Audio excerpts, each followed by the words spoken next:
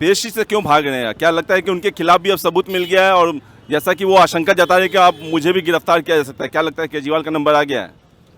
कह नहीं सकते, बट पेशी से भाग रहे हैं तो कुछ भी लग सकता है। एक जनरल आदमी को तो ये लगेगा।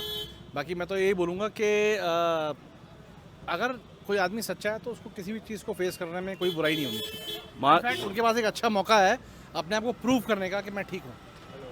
प्रूफ तो वो सिसोदिया के समय भी नहीं कर पाए थे, कहते कि वो भी कट्टर ईमानदार हैं, झूठे केस में फंसाया गया है, कोर्ट पे चक्कर लगाए जा रहे हैं जमानत के लिए, सुप्रीम कोर्ट तक चले गए, जमानत नहीं मिली, और इवन संजय सिंह अब चले गए हैं, तो उनको लगता है कि अब उनका भी नंबर आ ही गया है, वो वहाँ भी नहीं हो पाएंगे, इसलिए थोड़ा डिले किया जाए। बिल्कुल ठीक कह रहे हैं आप, कहीं ना कहीं हम सबको भी ऐसा ही लगता है। बट मैं वही कहूँगा कि हिंदुस्तान की जो न्यायपालिका है वो मजबूत है अपने आप में बहुत, और इंडिपेंडेंट बॉडी है। अगर ये सच्चे ईमानदार है तो इनको इनफैक्ट आगे आके पेश होना चाहिए और अपनी ईमानदारी प्रूव करनी चाहिए। उनको ईडी ने समन भेजा था और वो पेश नहीं हुए, तो क्या लगता है संजय सिंह और मनीष सिसोदिया के बाद अगला नंबर उनका है शराब घोटाले में?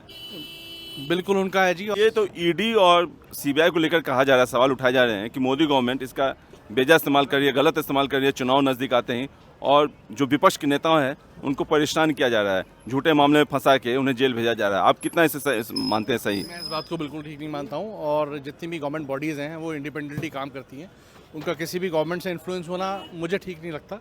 तो मुझे लगता है कि जो चीज़ें निकल के आ रही हैं, क्योंकि देखो धुआं वहीं होता है जहाँ आग लगती है, तो सीधी सी बात है कुछ ना कुछ ऐसा हुआ होगा जब ऐसा हो रहा है। अदरवाइज कोई भी गवर्नमेंट किसी को इन्फ्लुएंस नहीं कर सकती, प्रूफ थोड़ी बना सकती है। तो केजरीवाल कह रहे हैं कि कट्टर ईमानदार हैं हम और हमारे पीछे पड़ी हुई है। तो वो अपना प्रूफ करें, न्याय है हिंदुस्तान में, एक न्याय है, कोर्ट है, तो प्रूव करें अपने आप को। अगर वो ऐसा मानते हैं तो हमारी हिंदुस्तान की गवर्नमेंट बहुत अच्छी है, और मुझे लगता है वो प्रूव करेंगे तो सब कुछ ठीक हो जाएगा। ये बताइए कि अभी अब केजरीवाल का ताज़ा मामला चल रहा है जिसमें उन्हें नोटिस भेजा था, ईडी ने समन भेजा था, लेकिन वो पेश नहीं हुए, तो एक कट्टर ईमानदार, अब क्या लगता है कि अगला नंबर उनका है गिरफ्तारी को लेकर? मैं उनको फेस करना चाहिए ना। ईडी ने अगर बुलाया था तो जाना चाहिए उनके सामने, अपनी बात को रखना चाहिए, या ईडी जो सवाल करे उसका जवाब देना चाहिए। ये तो भागने वाली बात हुई ना। वो तो कह रहे हैं कि सब ये नज़दीक में चुनाव है और इंडिया गठबंधन से जो मोदी डर गए हैं, इसीलिए जो उनके पीछे छोड़ दिया है ईडी को। वो तो राजनीतिक बयानबाजी है।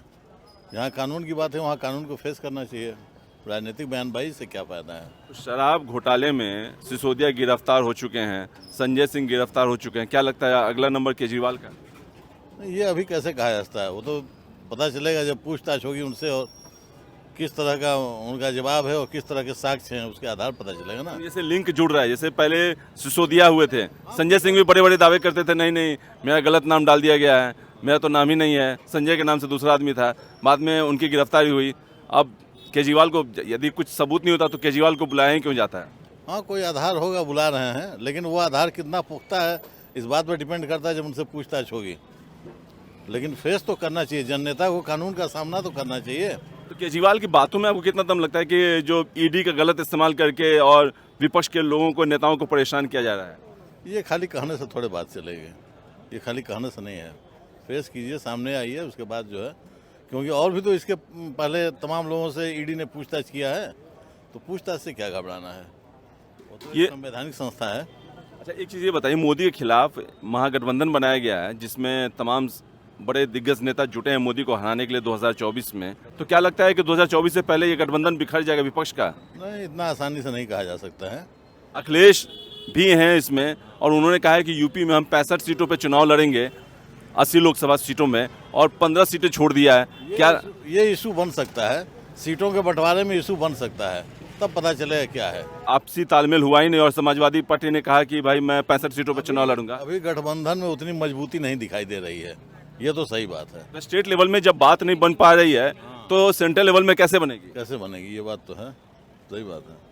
ठीक है, एक चीज़ और, आखिरी सवाल, जो नौकरी का मुद्दा है जो है, जिससे कहा जा रहा है कि 1.25 लाख नौकरी, 1,20,000 नौकरी जो है बिहार गवर्नमेंट दे रही है सबको, तो ये कितना आपको लगता है कि 2024 में इसका असर पड़ेगा जनता पे? वो कह रहे हैं कि भाई एक तो मोदी गवर्नमेंट लोगों से रोजगार छीन रही है और हम जो है नौकरी दे रहे हैं, और ये नौकरी तो एक इम्पॉर्टेंट मुद्दा ही है। नौकरी तो लोगों को मिलनी ही चाहिए, गवर्नमेंट ने सही, प्राइवेट में ही सही, लेकिन मिलना तो चाहिए ना। तो नीतीश जो अभी दे रहे हैं, तो क्या लगता है इसका फायदा मिलेगा उनको 2024 में? निश्चित मिलेगा, क्यों नहीं मिलेगा। नौकरी देंगे तो उसका फायदा तो मिलेगा ही। तो आपको ये लगता है कि मोदी गवर्नमेंट में बेरोजगारी ज़्यादा है ऐसा कुछ है क्या? नहीं, ऐसा कुछ नहीं है। बेरोजगारी अगर है तो प्राइवेट कंपनियों को बुलाया भी जा रहा है, वो नौकरी दे रही हैं जो लोग रिजर्व करते हैं, क्योंकि रिजर्वेशन से और इस तरीके से गवर्नमेंट में तो इतना नौकरी ही नहीं है, तो कहाँ से दे पाएंगे। महंगाई एक मुद्दा मानते हैं, अब टमाटर के बाद अब प्याज पे एकदम महंगाई मुद्दा तो हमेशा बना रहेगा। अगर पब्लिक फील करे कि हम महंगाई से परेशान हैं तो उसका असर पड़ेगा चुनाव पर। तो मैं ये इसके लिए गवर्नमेंट को कितना जिम्मेदार मानते हैं आप महंगाई के लिए?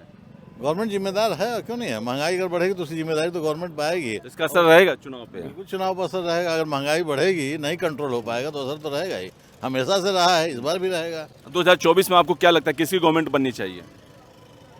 अभी जो चल रहा है उसके हिसाब से तो मोदी की ही लग रही है कि सरकार बनेगी जो है। विपक्ष में दम लग रहा है? विपक्ष में दम तो अभी गठबंधन जो है कितना प्रभावशाली होता है इस बात पर डिपेंड करता है। अभी के सिनेरियो में, अभी के हालात में अभी नहीं उतना मजबूत है। राहुल गांधी केजरीवाल नहीं नहीं, अभी नहीं। पीएम कैंडिडेट के लिए मोदी को टक्कर देने के लिए? नहीं, अभी कोई नहीं है। अब आगे देखिए क्या होता है। मोदी के खिलाफ बड़े बड़े नेता जुटे हैं मोदी को हराने के लिए, लेकिन सीटों के बंटवारे को लेकर और बयानबाजी पहले से ही होने लगी है। नीतीश कह रहे हैं कि कांग्रेस जो है महागठबंधन पे ध्यान ही नहीं दे रही है। अखिलेश यूपी में सीटों का ऐलान कर रहे हैं इंडिपेंडेंटली की 65 सीटों पे 80 में से मैं लड़ूंगा। मध्य प्रदेश में तीनों अलग अलग लड़ रहे हैं, जेडीयू अलग है, समाजवादी पार्टी अलग है और कांग्रेस अलग है।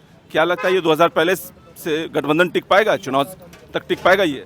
मैं गठबंधन का तो कुछ नहीं कह सकता, बट मैं ये कहता हूँ कि आज जैसे बीजेपी गवर्नमेंट पिछले कई सालों से स्टेबल है और अच्छा काम कर रही है, तो बीइंग क्या जब कोई गवर्नमेंट अच्छा काम कर रही है, जब कोई परेशानी नहीं है, तो हमें आई थिंक उसी के साथ देना चाहिए। और मैं किसी के अगेंस्ट नहीं हूँ, but at the same time जब मुझे अच्छा काम होता दिख रहा है, being an Indian citizen and independent body, मैं किसी गवर्नमेंट से इन्फ्लुएंस नहीं हूँ, तो मुझे लगता है हमें कंटिन्यू करना चाहिए। देश को एक अच्छे लीडर्स की ज़रूरत है। I think BJP government is doing good job, जितना हम लोग देख पा रहे हैं।